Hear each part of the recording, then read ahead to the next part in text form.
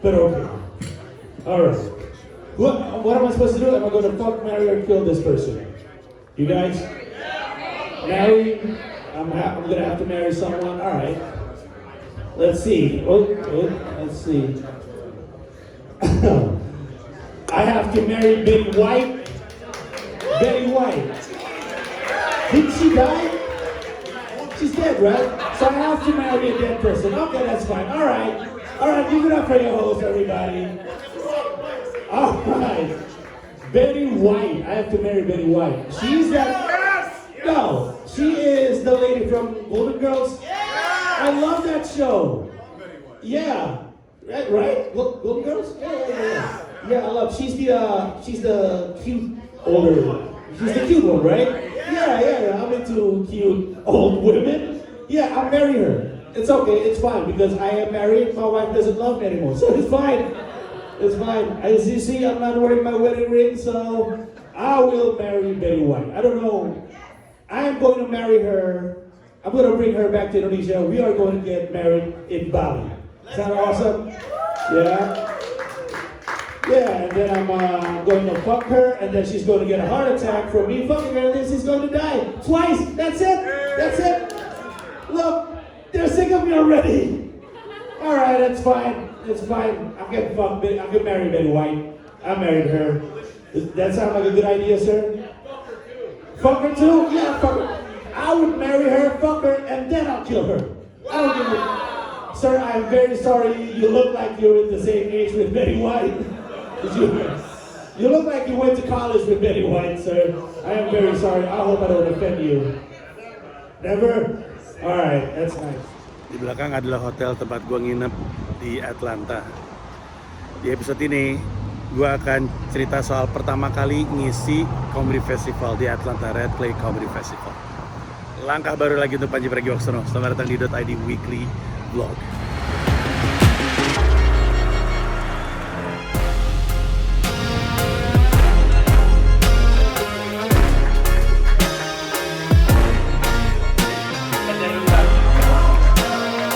Officially my first ever payment.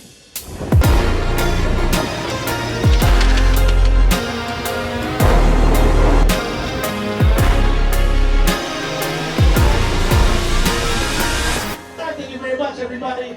Thank you. Give it up for your host. Sungguh minggu yang sangat-sangat seru, banyak kegiatan, banyak stock shot, banyak b-roll. Gue nggak tahu Adit gimana caranya mau memanfaatkan 120, 130, apa 140 b-roll yang gue bikin. Biasanya 30, biasanya kedikitan. Sekarang kebanyakan. Gimana Adit? Anda mau ngerjainnya? Terserah Anda ya. Karena memang minggu yang seru. Di minggu ini Dipo berulang tahun. Di minggu ini 10,000 hour tour dimulai di Atlanta. Hari Senin, seperti biasa, gue lari pagi. Tapi terus udah gitu gak terlalu banyak kegiatan. Sampai dengan malamnya gue ngisi lagi-lagi show-nya teman gue Steven Pantelidis di bar namanya Brian Dempsey's Bar di Bayside. Penonton .id Weekly Vlog tahu, gue sering ngisi di situ. Sekarang, lucu deh, tadinya tuh gue grogi manggung di bar. Terus gue anyep di bar itu, diteriakin boring kalau lo masih ingat. Terus udah gitu kali berikutnya gue tuh kayak pengen balas dendam dan cukup berhasil, tapi ada Kevin sama ada Rashad, jadi agak nge-cheat karena gue lebih nyaman karena ada teman-teman sendiri. Terus minggu berikutnya gak ada teman-teman, gue ngelakuin sendiri dan gue pecah, yang gue bangga banget. Minggu kali kesempatan berikutnya lagi gue ngebuka duluan, gak terlalu oke, tapi it's fine, doesn't matter much cause it is what it is. Nah kemarin gue ngisi udah kayak, gue nggak bilang sama Steven, tapi gue intinya sih memanfaat, oke, sekarang setiap hari Senin gue anggap aja gue open mic di Brian Dempsey's. Udah, gue anggap aja ada sebuah open mic yang lokasinya cuma 20 menit jalan kaki dari rumah atau 7 menit naik bis dari rumah. Ya udah, akhirnya gue datang ke situ, terus gue naik dan ada kendalanya nggak ada mikrofon. Everybody give it up, Steven Pantelidis, let's go! Alright, before I start this shit, make some noise. New York Knicks, let's go! Let's go! Yeah! tidak ada mikrofon. Sound systemnya rusak, mikrofonnya rusak. Sehingga kami harus stand up nggak pakai mikrofon. Gue anggap itu sebagai challenge. Gue naik ke 3 dan gue pecah. Gue bawain joke baru gue kena, happy banget gue. Gue bukan cuman bisa mengatasi manggung di bar, gue bisa mengatasi bisingnya manggung di bar. Jadi orang-orang pada, kalau lu dengerin nanti klipnya, mungkin gue nggak tahu gimana caranya Adit masukinnya. Ketika gue stand up, lo kan denger ada orang ngobrol di belakang. Lalu ada bagian di mana orang yang ngobrol berhenti. Karena joke gue, kemudian vokal gue, kemudian bahasa tubuh gue berhasil membuat semua orang memperhatikan gue. What the fuck did I do? I'm a master at this. Me, I know I'm not wearing my wedding ring. Shut the fuck up! I can explain. No, wait, I can explain. It's not. I got gaslighted. Yeah, we know. No, listen. I ain't trying to get some pussy. I'm not. That's what she mad. No, I got gaslighted into not wearing my ring. Ooh. Because she lost her fucking ring. No. Yeah, she did. I was like, if you're wearing your ring and I'm not, everybody's gonna think I'm a fucking bitch. Yeah. I'll be like, but you are.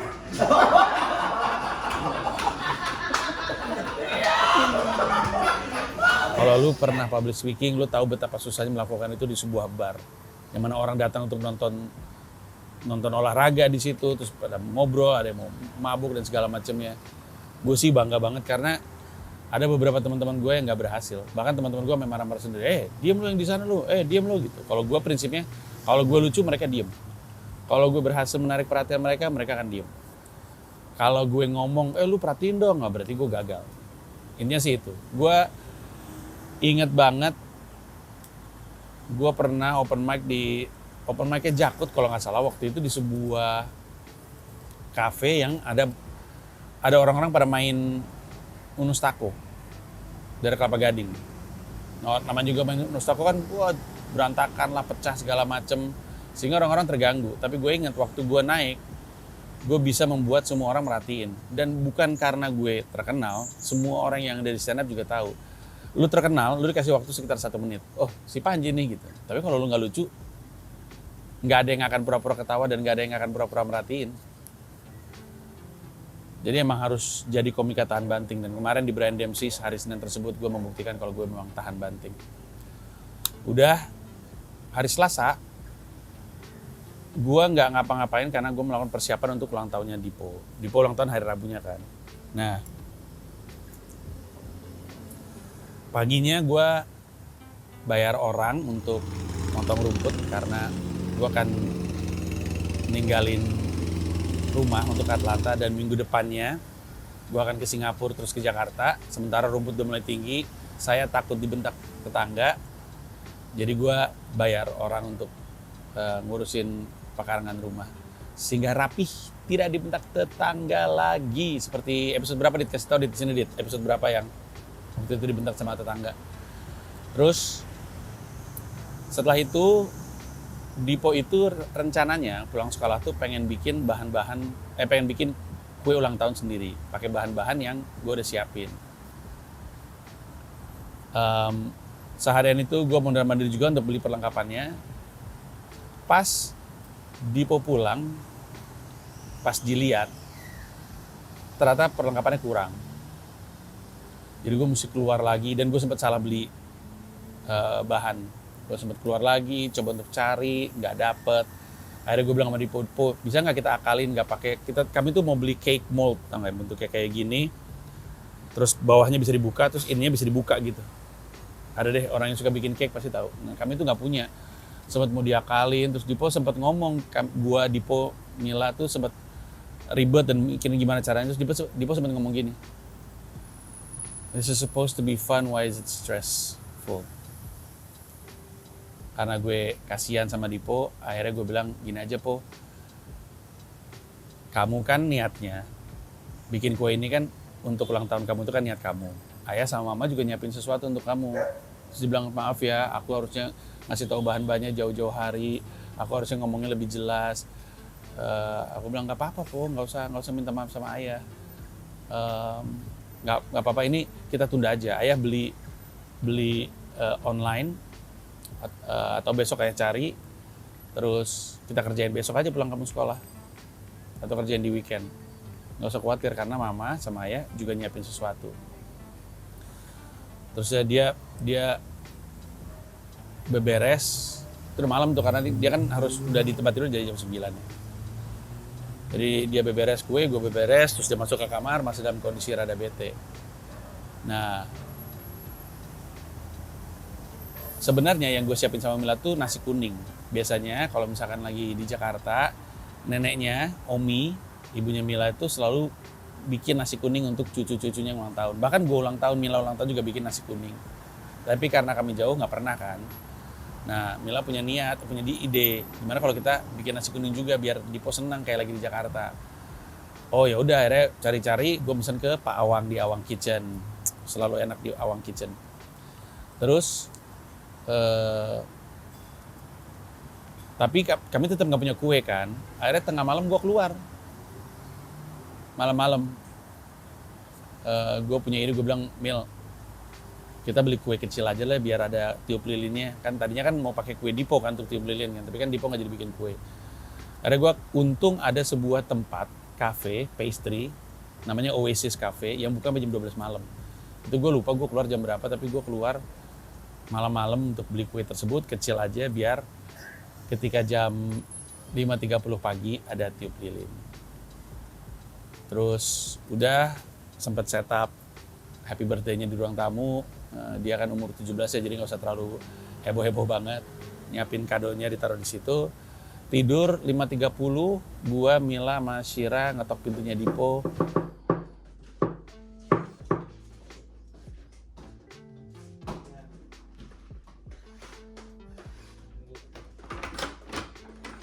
Happy birthday to you. Happy birthday to you. Happy birthday, dear Abang. Happy birthday to you. Tiup lilinnya. Tiup lilin, terus terima kado. Kadonya tuh hal-hal yang dia suka. Shira bikin kartu ucapan sama bikin bintang-bintang kecil buatan dia sendiri. Terus dari orang tuanya, Dipo dapat hal-hal yang dia pengen punya figura untuk insects, jadi tempat untuk naruh serangga yang dia temukan dan dia koleksi. Terus dia juga pengen punya kayak figura tapi untuk naruh pin, dia kan punya banyak pin, dia naruh pin. Sama dia pengen headphone untuk gaming. Sama ada bonus, gue beliin dia serangga di dalam resin gitu. Dia happy banget ngeliat itu. Terus mamanya juga beliin selimut yang kalau gue lihat tuh kayak selimut paling nyaman yang pernah ada di planet bumi. Jadi ya dia katanya happy. Habis itu udah kami makan kuenya sedikit, terus anak-anak berangkat sekolah. Nah siangnya selama dia berangkat sekolah, gue keluar deh tuh coba untuk nyari bahan-bahan untuk cake, bukan bahan, bahkan tepatnya si moldnya itu. Gue coba cari beberapa tempat, mondar-mandir, naik bis, jalan kaki. Dapat nih, akhirnya dapat yang dibutuhkan. Udah, setelah beli bahan-bahan untuk bikin kue, alat-alat bikin kue, gue pergi ke Awang Kitchen untuk ngambil nasi kuning. Sampai Awang Kitchen, gue taruh si belanjaannya, gue angkat, gede banget, nanti lu lihat sendiri. Bungkusannya gede banget. Pesan Uber, karena gede, berangkat, pas mau nyampe rumah, Pak Awang telepon, Panji lu di mana? Udah mau nyampe rumah Pak, belanjaan lu ketinggalan di Awang Kitchen. Bangsat. Jadi gue naro kuenya di situ, gue cabut lagi ke Awang Kitchen, tapi kali ini naik kereta dan bis sejam ke sana, sejam balik. Karena biar nggak buang-buang duit pakai Uber kan. Sampai rumah, reaksi Dipo ketika makan malam nasi kuning, semua kecapean dan ketololan bolak-balik itu terbayarkan. Happy birthday! Absolutely worth it. Senang sekali dan enak sekali. Terima kasih Pak Awang. Jangan lupa Pawang Kitchen di Elmhurst, Grand Avenue. Enak sekali. Hari Kamis, itu hari Rabu kan ulang tahun Dipo. Hari Kamis gue putuskan untuk gak kemana-mana karena itu hari terakhir sebelum gue cabut. Hari Jumat pagi gue ke Atlanta untuk ngisi Red Clay Comedy Festival. Nah ini seru banget. Pertama-tama gue happy karena akhirnya tour stand up berbahasa Inggris gue jalan, si 10,000 Hour. Gue coba kasih lihat posternya lagi, yang versi updated, semoga udah ada. Gue seneng karena gue tuh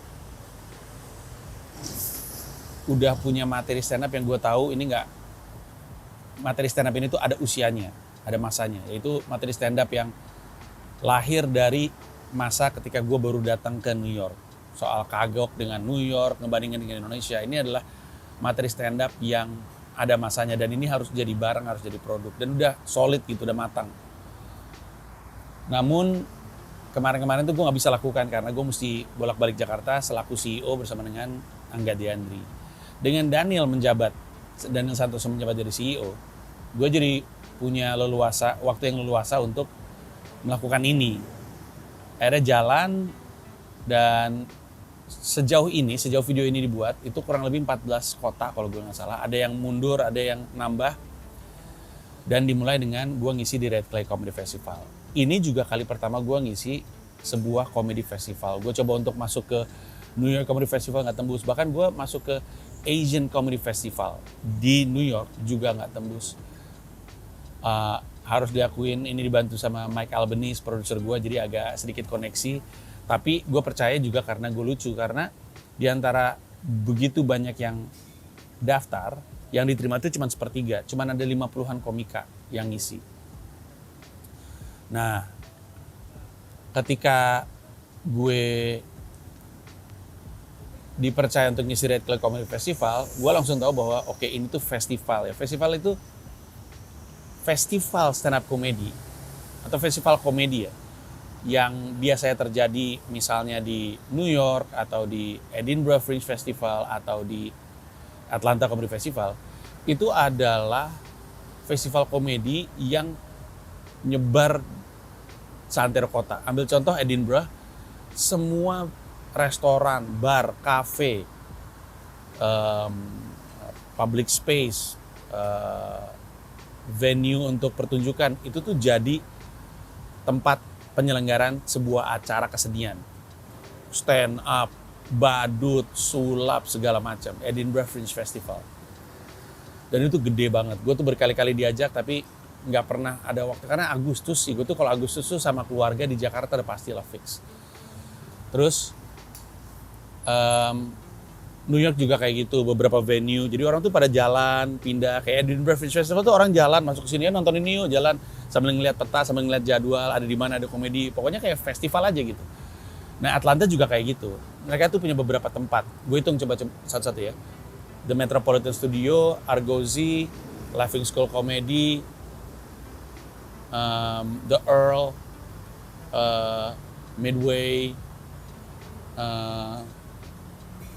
satu lagi namanya apa gue lupa. Gue ngisi di situ justru ada 6 tempat. Nah, gue beruntung karena gue dapat kesempatan untuk manggung 4 kali, 2 hari. Jadi Jumat gue manggung 2 kali, Sabtu gue manggung 2 kali, Minggu acaranya udah nggak ada. Acaranya tuh Jumat Sabtu, Kamis malam, Jumat Sabtu, terus selesai. Nah, karena gue ngisinya Jumat, gue berangkat Jumat pagi. Jumat siang apa ya? Jumat siang. Pokoknya anak-anak berangkat sekolah, habis itu gue berangkat ke bandara, naik bis plus kereta, terus naik kereta bandara, air train, terus udah gitu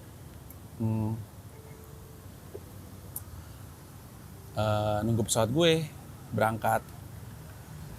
Ketika nyampe ke Atlanta, langsung check-in ke hotelnya. Gue nginep di hotel lucu banget namanya Claremont.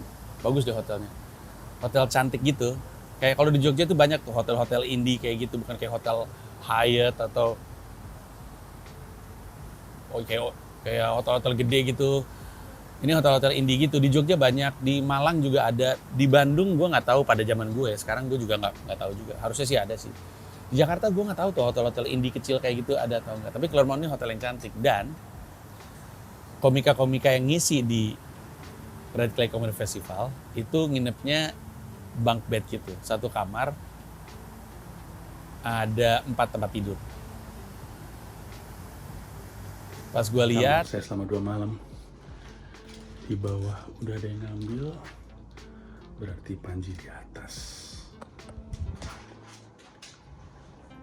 Ini udah ada 2 orang udah ngisi yang di bawah, namanya Jake sama John, komedian, dua-duanya dari New York, tapi gue nggak pernah ketemu sama mereka. Di Red Clay Comedy Festival mungkin 50% dari komedian itu dari New York, nggak ada yang gue temui, kecuali satu, ada namanya Chanel Ali, gue pernah ketemu sama dia. Tapi rata-rata tuh dari New York, tapi gue nggak pernah ketemu segitu gedenya tuh skena stand up comedy New York. 2 tahun stand up nggak pernah papasan, coba bayangin, gila banget. Terus setelah gue taruh tempat tidur gue, terus gue keluar sebentar untuk makan karena gue lapar. Jalan-jalan dikit sekitar situ, habis itu berangkat ke sekrenya gitu, namanya The Metropolitan Studio. Dia bentuknya kayak rumah gitu, warna-warni gitu, di mana di dalamnya ada orang bisa beli tiket di situ, ada yang jualan merch di situ. Kalau mau komika mesti daftar dulu untuk dapat ID sama dapat merchandise. Terus di dalamnya juga ada kayak ruangan namanya The Metropolitan Studio, mungkin kapasitas berapa ya, 50 kali. Gue ada rekaman videonya, ada acara di situ, dan di belakangnya ada green room, jadi komika bisa nongkrong.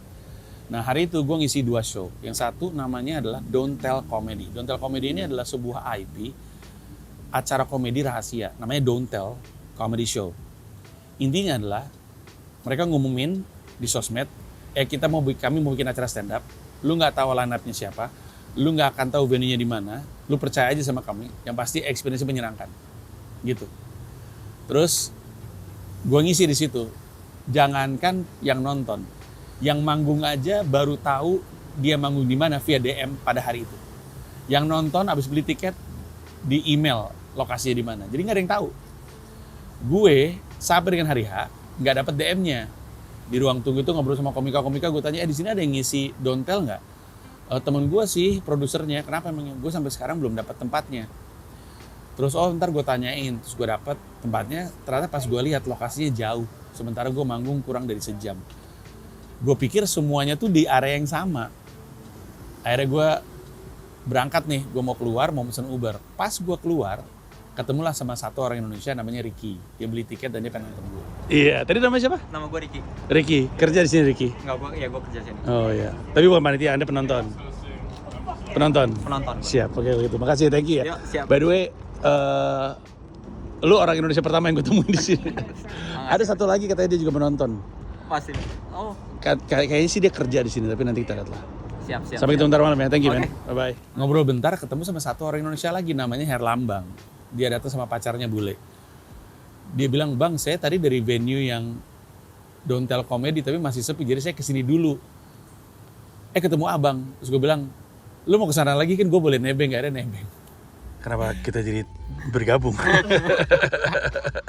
Nebeng ya. Siap, waduh. Seneng banget kita gitu. Bantuan orang Indonesia. Lumayan. Gak usah bayar lift. Gak ada nebeng. Akhirnya Ricky, gue, Herlambang, sama si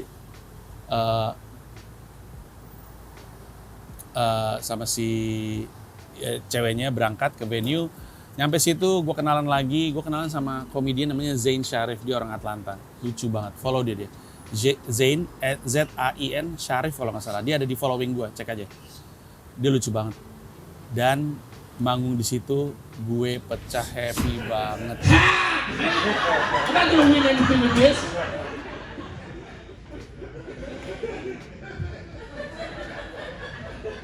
Happy banget karena akhirnya gue bisa membuktikan joke yang udah gue tulis dan gue kumpulin selama 2 tahun di New York bisa bekerja dengan baik di Atlanta. Ini tuh penting buat gue. Kenapa?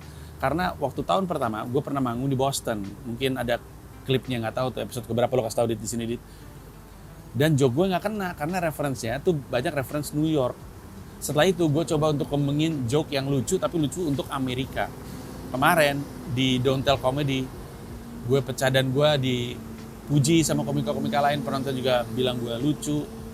Happy banget gue. Mereka ngasih rekaman sebenarnya, cuma nanti gue cek deh kapan bisa dapat rekamannya. Udah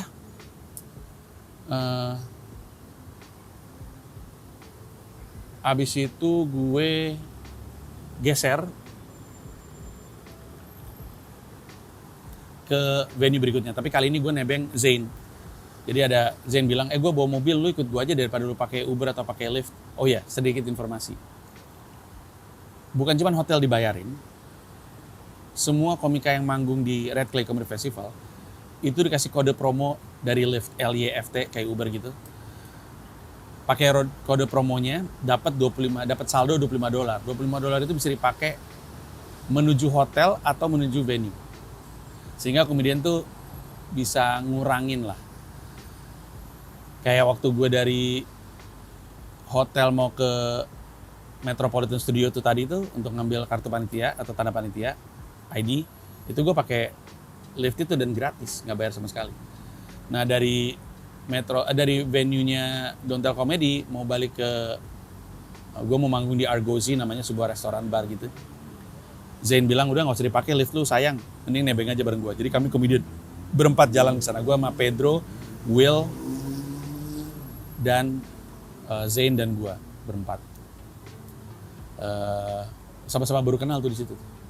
Soalnya Zain sama Will kayaknya mereka udah kenal.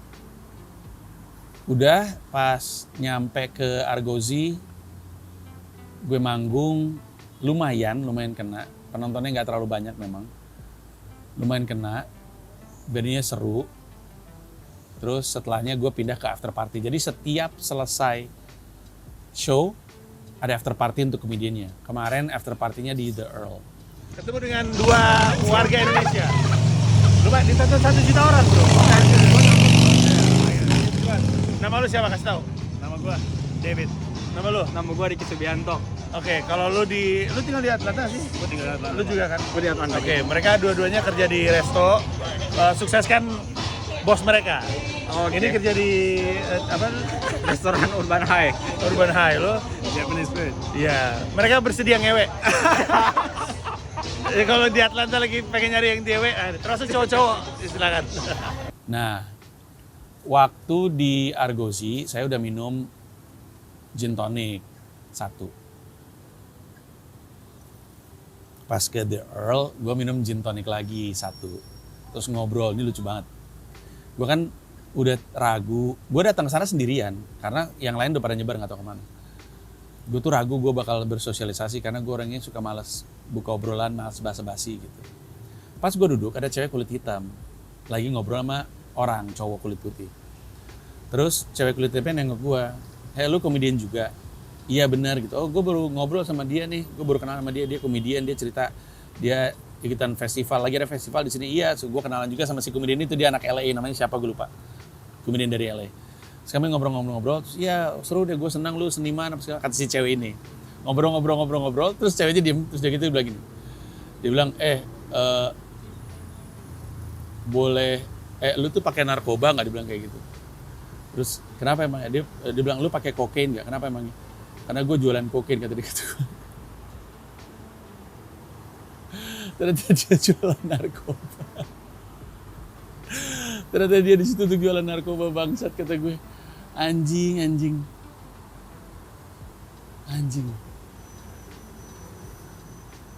Baru pertama kali gue ditawarin narkoba, pedagang narkoba, bangsat. Lucu banget. Setelah gue bilang gue nggak beli narkoba, akhirnya dia cabut. Pas dia cabut, terus dia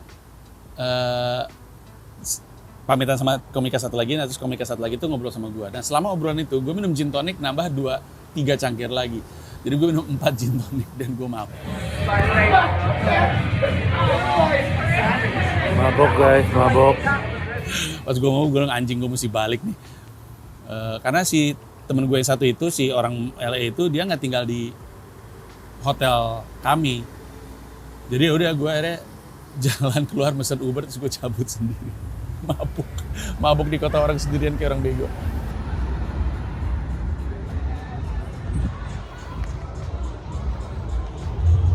Seru di Atlanta. Susah deskripsinya tapi seru Atlanta. Seneng gue ngeliatnya. Gak kayak New York yang beton doang isinya. Kayak aneh ya. Kayak ngeliat Atlanta jadi ngeliat New York tuh kayak New York nggak punya karakter gitu. Pas gue nyampe ke hotel sepi, maksudnya teman-teman gue masih pada nggak tahu kemana. Gue tidur duluan. Bangun-bangun Sabtu, tenggorokan gue parau. Lu tau uvula nggak? Ini tuh penyakit gue kalau lagi kecapean. Lu tau uvula? Uvula itu adalah bandul yang di dalam tenggorokan lu kan ada bandul tuh yang kayak punching bag. Uvula gue tuh bengkak. Kalau gue capek banget, gue ngorok parah banget. Kalau gue ngorok parah banget, uvulanya bengkak. Uvulanya bengkak, dia tuh selalu nyentuh dinding-dinding tenggorokan. Dan kalau ngomong jadi muntah. Kayak tenggorokan lu digini-giniin gitu. Nah itu rasanya. A, nggak enak banget karena gue mau muntah, jadi nggak bisa ngomong.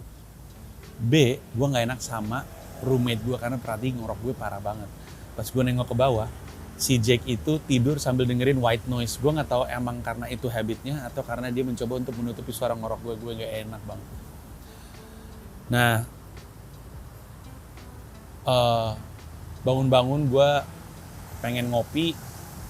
Terus gue pengen explore kota karena gue show baru jam 8 dan itu gue bangun mungkin jam 7 kali ya. Akhirnya gue putuskan gue keluar olahraga. Akhirnya gue keluar, gue nyari kopi terdekat lewat Google Maps, dapat sebuah tempat kopi, gue duduk di situ, nyantai dulu. Kedai kopinya kocak sih. Tapi gue duduk di area outdoor, nyantai di situ, sepi banget. Terus ada satu video gue mau ngasih lihat sama lo. Gue pengen bikin video, pengen bikin video ngomong gitu. Pengen bikin video monolog. Tapi belum bisa karena tenggorokan gue masih ngaco. Terus gue mau muntah. Tadi gue kasih lihat. Hari ini harusnya, kalau semua berjalan dengan rencana, sesuai dengan rencana, hari ini harusnya. Tapi akhirnya ya udahlah kalau gitu berarti belum bisa. Akhirnya gue nge-explore aja, gue jalan. Gue sempat buka TikTok gitu. Terus gue ngecek apa ya tempat-tempat seru di sini. Terus ada satu tempat namanya Krog Tunnel. Krog Tunnel tuh kayak terowongan isinya graffiti. Terus gue lihat 1 jam dari sini. Gue pikir, boleh deh sambil olahraga jalan kaki. Akhirnya gue jalan kaki. Perjalanan 1 jam dari tempat gue ngopi sampai ke Krog Tunnel itu menyenangkan sekali. Gue lewat sesuatu namanya The High Line atau High Line mah yang di New York ya. West Line atau apalah. Pokoknya sebuah jalur panjang yang tadinya tuh jalur kereta. Tapi jalur keretanya udah nggak aktif. Ada kok videonya gue kasih lihat ada jalur kereta bekas gitu. Jalur keretanya udah nggak aktif jadi tempat orang jalan kaki. Bagus banget. Orang pada olahraga, orang pada jogging. Gue pengen ikutan tapi gue putuskan untuk jalan aja karena gue nggak bawa gear lari gue. Itu hari Jumat Sabtu kan. Jadi udahlah gue jalan kaki. Tapi perjalanan kakinya menyenangkan. Gue nggak tahu tuh gimana caranya Adit. Mungkin dibikin b-roll aja dengan musik tapi perjalanan menyenangkan. Gue sambil jalan sempat beli kopi lagi di sebuah tempatnya mewah banget. Semuanya serba hijau. Habis itu gue jalan sampai ke terowongan tersebut. Keluar dari terowongan tersebut, nggak tahu mau ngapain lagi, gue bilang gue jalan balik ke hotel, hari jalan balik. Ngambil jalur yang sama, hari gue jalan balik, terus gue lewat lajur yang sama, terus gue inget gue sempat ngeliatin restoran, ada hawker gitu, restoran Asia gitu. Gue mampir ke situ, gue makan mie di situ sambil nge-charge handphone full, gue jalan lagi. Karena gue makan mie agak asem gitu mulut, gue pengen nyari yang manis-manis. Cari tempat, ada tempat donat, mampir tempat donat, minum es latte, sambil lihat-lihat. Jalan lagi. Sampai akhirnya gue nyampe hotel, gue mandi, terus gue berangkat ke show pertama gue, yaitu di Midway. Midway itu bar legit, bar bagus, sports bar gitu. Area outdoornya seru, ada indoornya gede banget kayak hanggar. Ya nggak kayak hanggar, setengah hanggar lah, tapi gede banget. Tapi venue-nya kami di sebuah tenda di belakang. Nah, menurut gue ya, comedy festival tuh belum comedy festival kalau belum ada panggung tenda. Di Edinburgh ada panggung tenda, di New York Comedy Festival ada panggung tenda. Hampir semua comedy festival tuh pasti ada panggung tenda, termasuk Atlanta. Sialnya, hari sebelumnya panggung tenda tuh penuh banget informasinya. Lu besok manggung di mana? Gue bilang di Midway. Oh tuh penuh banget tuh, seru banget. Pas giliran gue, sepi banget. Sepi. Ada satu kesempatan, komedian yang manggung, karena yang nonton cuma 5, komediannya memutuskan untuk duduk di, namanya siapa tuh teman gue?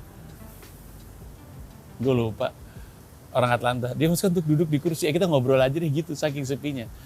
Makin lama makin sepi, pas giliran gue manggung, penontonnya cuma 2, itu pun duduknya di pinggir, gak di depan komika semuanya anjing. Untung saya komika New York, udah biasa manggung di depan komika. Ya udah, gue anggap aja open mic, gue ngelatih set gue. Oke, geser ke tempat selanjutnya. Back to Argosy. Udah nih selesai, happy-happy, ketawa-ketawa aja, experience. Gue pindah ke show berikutnya jam 10 di Midway. Show berikutnya adalah sebuah show namanya Fuck, Marry, Kill.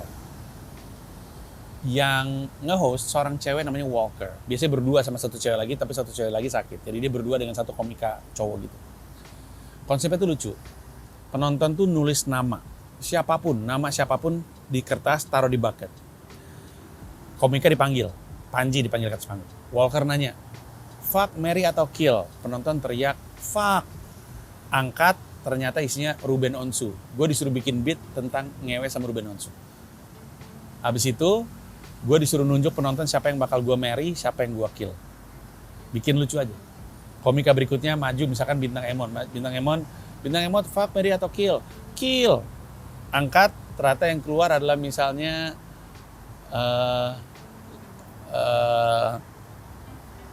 Gita Bebita.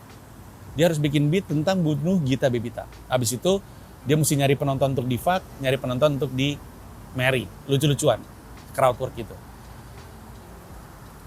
Acaranya sebenarnya konsepnya oke. Gue deg-degan kan, bisa nggak ya gue gitu. Komika lain juga deg-degan sama deg-degannya. Yang jadi masalah, nggak tahu kenapa, hostnya tuh nggak ngeklik dan walkernya tuh nggak tahu gue kenapa. Itu tuh ngomong mulu. Gue nggak tahu dia lagi menunda-nunda apa. Dia ngomong mulu, ngomong sendiri.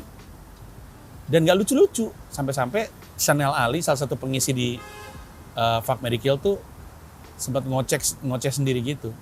Walker bilang, kenapa sih lu pada nggak merhatiin gue? Kayaknya mungkin Walker pengen dapetin atensi penonton sebelum dia manggil komika berikutnya mungkin. Terus si Walker, kenapa sih lu pada ngobrol sendiri nggak merhatiin gue? Terutama tuh yang pada di atas tuh komika-komika gitu. Perhatiin dong gini, kenapa sih nggak merhatiin acaranya, terutama komika-komika di atas? Terus Chanel Ali ngomong gini, kami bukan nggak merhatiin acaranya, kami nggak merhatiin lu nggak lucu gitu. Anjing. Pas gue naik ke atas panggung, menurut gue salah satu yang terlucu. Menurut gue puas banget, penonton pada happy, kami komunikatif, penonton tepuk tangan. Gue ada satu beat menurut gue berhasil banget. Jadi gue narik nama, gue disuruh menikahi seorang cewek, namanya siapa gitu. Betty White, I have to marry Betty White. Cewek ini lesbi. Terus gue bilang, oh dia lesbi, gak suka kontol. Well, that's perfect, cause I'm a pussy. Yeay, kata penonton. Menurut gue itu oke. Selesai itu, gue memutuskan untuk tidak tidur karena pesawat gue hari Minggu jam 6 pagi. Nanti gue jelasin kenapa gue ngambil pesawat pagi banget. Terus gue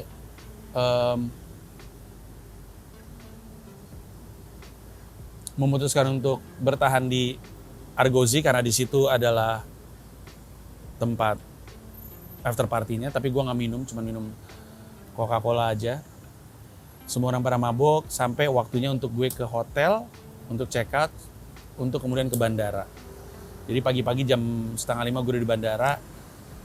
Pesawat gue jam 6. Ngantuk banget.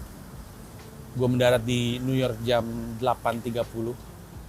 Gue nyampe rumah jam 9.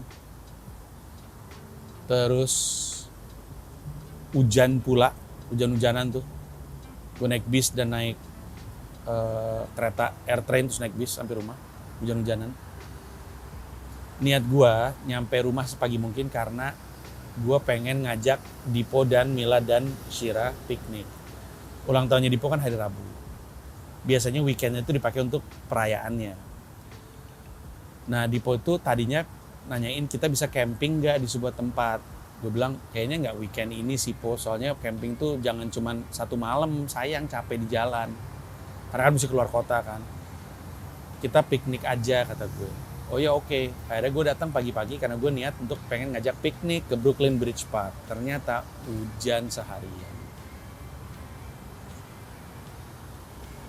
Udah deh. Habis itu kami makan siang dan makan malam sama-sama. Habis itu gue pamit sama anak-anak gue sama Mila. Karena gue naik pesawat jam 2 pagi hari Senin untuk terbang ke Singapura. Jadi gue Sabtu masih di Atlanta, Minggu nyampe New York, Senin gue terbang ke Singapura. Selasa gue nyampe Singapura. Ini gue lagi di Singapura. Ngapain gue di Singapura? Itu adalah cerita di .id Weekly Vlog minggu depan yang tidak kalah serunya. Tapi untuk sekarang kita bungkus dulu. Thank you udah nonton. Kita ketemu di episode berikutnya. Bye-bye.